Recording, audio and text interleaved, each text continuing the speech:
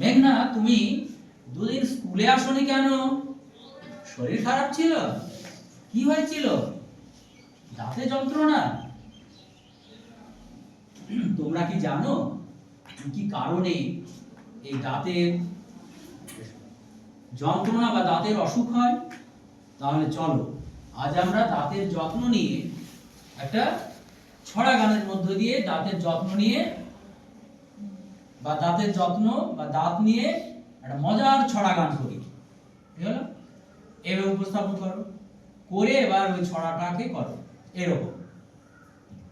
ঝক ঝকা ঝক train চলেছে রাত দুপুরে ওই, ঝক ঝকা ঝক ট্রেন চলেছে রাত দুপুরে ওই, ট্রেন থেমেছে ট্রেন থেমেছে ট্রেনের বাড়ি কই, ট্রেন থেমেছে দাঁতপুর স্টেশন আই রে সবাই আই, ট্রেন থেমেছে দাঁতপুর স্টেশন আই রে সবাই আই, দাঁতের যত্ন নিয়ে আমরা ছড়ার গান গাই, ছড়ার গান গাই। তাহলে কোন স্টেশনে আমরা এসেছি?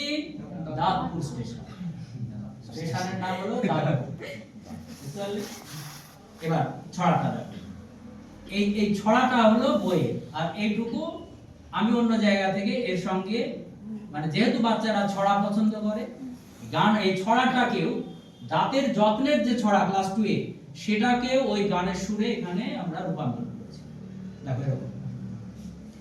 দাঁতে ক্ষয়রোগ হতেই পারে তাই বলি বারবার, নিয়মিত করতে হবে দাঁত পরিষ্কার, রাতে শোয়ার আগে ভোরে উঠবে যখন সবে, মাজন বা পেস্ট দিয়ে দাঁত, মাজন বা পেস্ট দিয়ে তখন দাঁত যে মাজতে হবে, খাবার খেলে খাদ্য কণা দাঁতে জমে থাকে, পরিষ্কার তাই করতে হবে দাঁতের ফাঁকে ফাঁকে, দাঁত মাজতে বর্জনীয় তামাক ব্যবহার, দাঁতকে সুস্থ রাখতে হবে বলি যে বারবার, বলি যে বারবার।